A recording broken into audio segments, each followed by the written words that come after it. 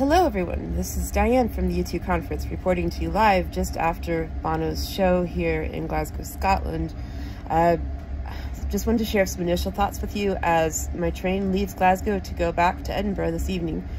It was a really, really interesting show. There were elements of it that were very strong, that let you experience different parts, especially in the earlier years of the life of Bono. His early start with U2, the early days of his relationship with Ali, and it was really interesting to see how he wove together the music, the words to the songs, the stories around what actually happened, the drawings, the things, relationships with his father, relationships with his early days with Ali, when he first met the band, when they were first working with Paul McGuinness. All these things were really, really interesting.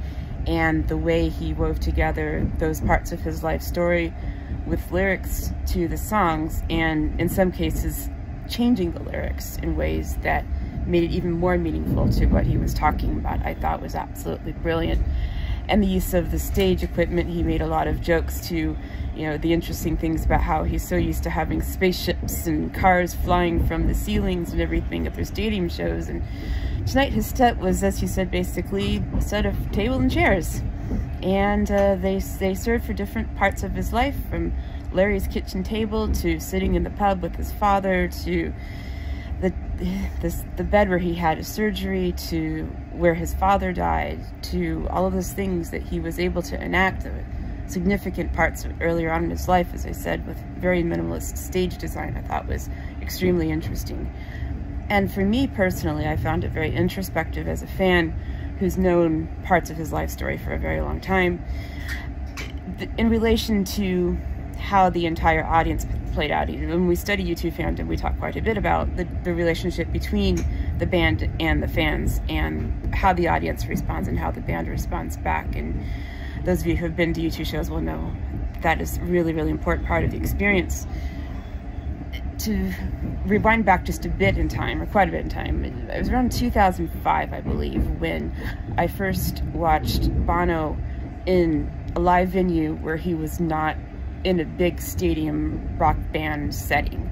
He was talking politics, he was talking about his philanthropy work, his time in Africa, his work with people with AIDS, with people living in poverty, and he touched on that a bit tonight as well. But he was talking to politicians. This was in Dallas, Texas. So he was talking to Texas politicians, people who could influence policy. He was wearing a shirt and tie. He was very not Bono in the way that we know him typically. People sitting behind me in that particular venue that evening were very loud, very drunk. They got removed by security because they were expecting to come and hear a live concert and make lots of noise.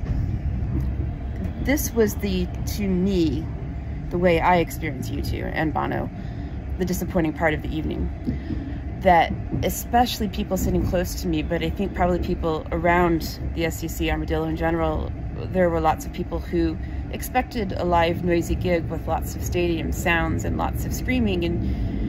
And while I realize it's really exciting to see your idols and to have fun and respond and enjoy the music and enjoy the stories, I just found parts of it to be almost disrespectful. For example, when he was singing Beautiful Day, it was the next to the last thing that he sang. It was incredibly powerful.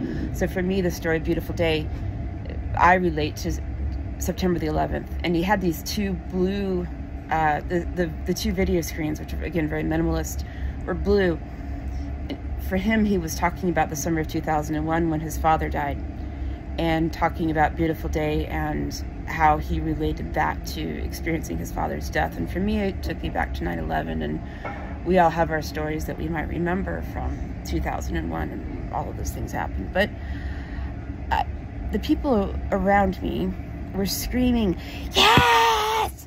Yes!" after he had just talked about losing his father. And again, I don't want to take away the experience of any fan, of anyone enjoying the show, that obviously people made significant investments in time and money and everything else to go to, that we should all enjoy it. But I also don't think that that was the type of interaction that Bono was going for. He chose these intimate settings for a reason, so that we could relate to his stories, so that we could experience some of his most famous songs in very different ways, in different arrangements.